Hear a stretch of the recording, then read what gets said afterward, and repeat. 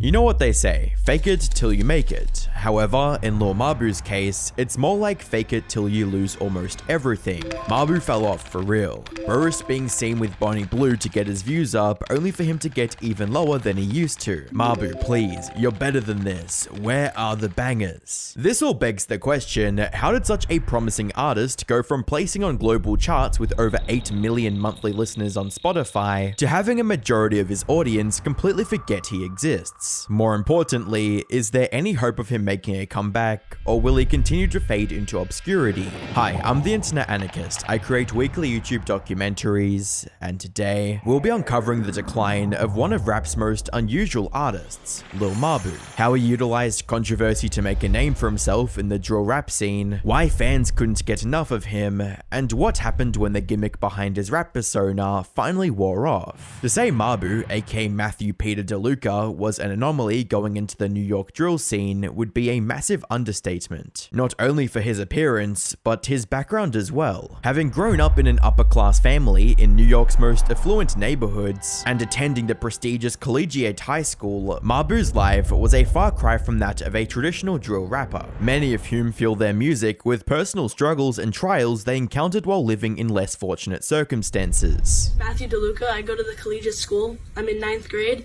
And my favorite thing about Kids Walk for MSK Kids is getting together with friends and family to support such a wonderful cause. So how did someone like Mabu go from writing A-grade essays in school to making drill raps in the streets? Well, he didn't, at least not initially. When he first started uploading songs to YouTube around 2020, Mabu's music was more melodic than aggressive. You miss me but never wanna link when we can. You used to diss me, now you wanna call me a friend. Had to go and run up on my bands. Shout out to my brother, shout out to the fam.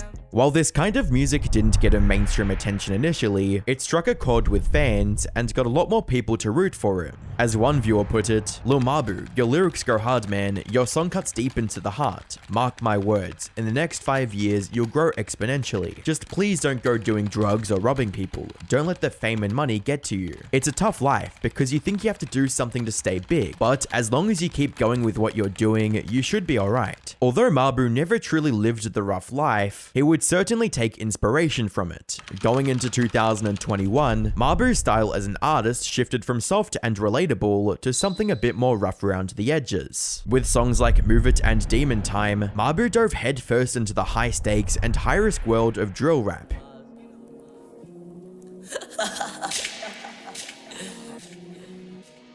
Hey, that's my store! Yo. Don't cross me, I'm not Jesus. Run up a check, fingers they blue. You know the vibes, I stay with the crew. Quit talking, man, just make a move. I'm on the east side, zooming through the streets in a G5. Been running up a bag, I'm on demon time. This sudden pivot in persona paid off immensely for Mabu's career. Not only was this the first video on his channel to crack 2 million views, but it also gave viewers a taste of something unusually captivating. There aren't many white rappers in the New York drill scene, even fewer who are as young and talented as Mabu. While this meant Mabu had immense potential to grow as an upcoming artist and build a fan base, the way he capitalized on that success would only harm his career in the long term. Going into 2022, Mabu wholly leaned into the gangster persona and featured several established drill rappers like DD Osama, Dusty Locane, and D-Thang on both his singles and newly released mixtape Double M's. In the music video for Throw, he even included a highly controversial scene glamorizing the harsh realities of street life. As shocking as the video was, it garnered over 30 million views and landed Mabu in the #1 trending spot on YouTube for a brief period. At this point, Mabu had realized controversy was the key to drawing viewers, and he was more than ready to capitalize on that knowledge. For the next couple of months, Mabu promoted his music by uploading dozens of videos across social media, pretending to be a dangerous rapper in the most corny way possible. Why you lacking? Lacking? What you mean, bro? Like, oh, you know where you at right now? Like, bro, I really take everything off you, bro. Like, I'm outside Dolly. You know Mabu's body, bro.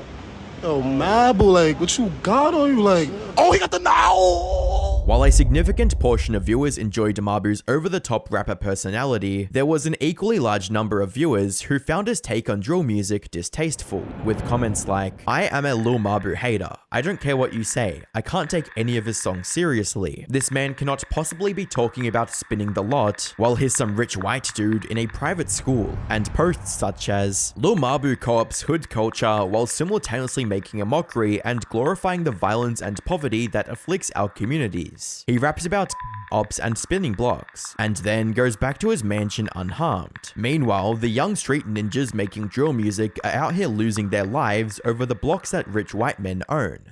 Is ridiculous." These weren't the only negative concerns fans voiced about Mabu, as many speculated that he was an industry plant and that his rise to fame was manufactured by family members with powerful connections. Love him or hate him, Mabu was effortlessly using controversial situations to go viral on social media, and judging by his prior statements, it wasn't his first time doing so. Looking back at the comments of his previous music videos, Mabu states that he has experience with digital marketing and credits that experience as the reason he hasn't signed with a record label, reading, "Not many people know this, but I'm a digital marketer and publicist. I have no label and no management. I run companies for industry heavyweights, and this is how I fund my music / execute these promotional campaigns. I'm not the kid whose parents fund his music that most people think I am. I started up the agency back in April, and that's how I've funded my music ever since." By the start of 2023, Mabu's mastery of social media marketing had allowed him to reach a global audience and managed to put one of his greatest songs, Mathematical Disrespect, on the Billboard Hot 100's number 90 spot. Combined with the nearly 100 million views the song generated on YouTube, it's no wonder why Mabu was seen as the next big drill rapper. Mabu's rap career wasn't the only part of his life where he was experiencing immense success, as he would graduate from high school around the same time. Matthew Peter DeLuca.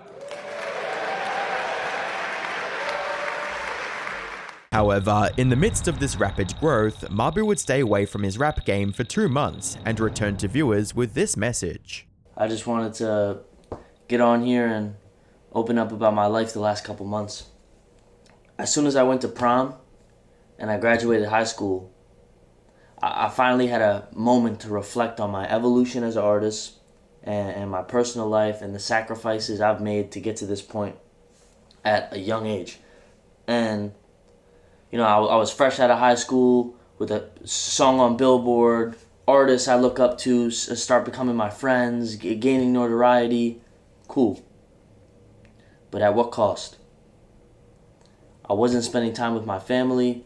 I neglected meaningful friendships. I lost valuable moments of my childhood that I can't get back." After taking time to reconnect with people in his personal life, Mabu stated that he was ready to get back into the rap game, but he would still be going to college alongside it. I decided at the beginning of the summer to find some balance. I'm going to college. And they looked at me like I was crazy. They like, "Mabu, like, do you understand? Like, you're not a regular kid. You need to devote all your time to your career. You want to take the music seriously." Bro, I was like, "F you, watch this." And I worked so hard to get into the high school I was at, then applying out and getting into college, and I managed to do all of it while doing the music thing. So why would I pass this opportunity up now? For what? Naturally, some audience members assumed that he wouldn't be able to keep up with the same intensity while going to college. However, Mabu proved both his dedication to music and academics by recording music with notable artists like NLE Chopper from his dorm room. I'm meeting my new roommate.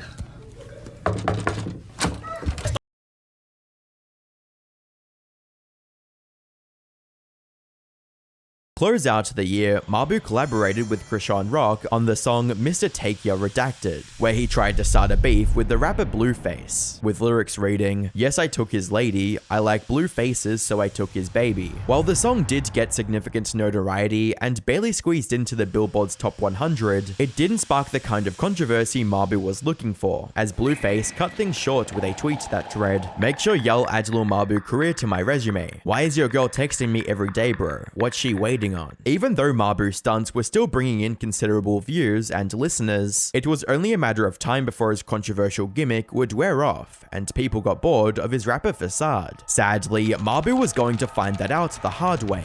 By the 5th of April 2024, Mabu released his debut album, Young Genius, which featured a handful of top-tier rappers such as Lil Baby and Young Thug. By all accounts, this should have been Mabu's biggest release yet, but that wasn't the case. Despite the big-name features and heavy promotion on Mabu's end, the album failed to place on any of the recognized charts. To make matters worse, sales numbers were so poor that they were never revealed, and the album even received an 11 out of 100 review from the Album of the Year, with a commenter writing, "The bit is old bro, he has one joke in his music, and it's look, I'm a rich white kid, but I'm making music like I'm from the hood, whilst having the worst bars, corniest lyrics, cringiest vocals, and just overall having the tackiest songs ever." When faced with these declining metrics, Mabu turned to the thing that formed the foundation of his career: controversy. His first attempt at garnering attention this way manifested as Mabu pretending to shoot himself during a music video.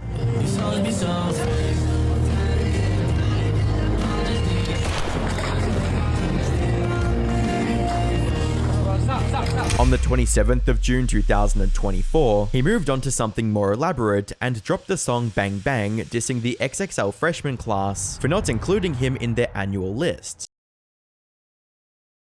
When the diss track and music video stunt didn't get him the results he was looking for, Mabu stepped away from music for another several months, only to return with an even more desperate ploy for attention. Around March 2025, Mabu began gravitating towards the OF model Bonnie Blue, best known for her controversial 1000 Men in 24 Hours stunt, with a Mabu caption reading, "Her holes are for everyone, but her heart is mine." From going on a stage to dinner with Bonnie, to potentially doing explicit acts with her during an NBA game, Mabu was willing to do anything to bait the internet into engaging with his platform, but it wasn't going to work. Video.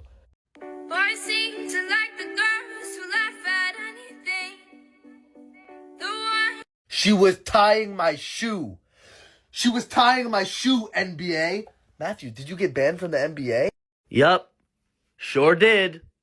Looks like I won't be going to any more WNBA games either. 2 days later, Mabu released the song Bonnie Blue to capitalize on what little attention his stunts had garnered. However, the video would only get 2 million views and a very lukewarm response from fans. While Mabu's social media platforms are still showing positive growth, that said growth is nowhere near what it was a year ago and will likely go deep into the negative if he doesn't bring something fresh to the table. Mabu's entire music career and brand was built on the gimmick of being a privileged white kid cosplaying as a hardened drill rapper. For a while, it worked out well for him and brought in millions of viewers. But a gimmick can only last for so long. When the act began to grow stale, Mabu opted for adding even more controversy to the mix, but that only pushed viewers further away. Repeating the same routine with a few new stunts isn't going to get him back on the charts or sustain his career long term. There's no doubt Mabu is a talented rapper and marketer, but it doesn't look like that will be enough to make him the global superstar he was aiming to be.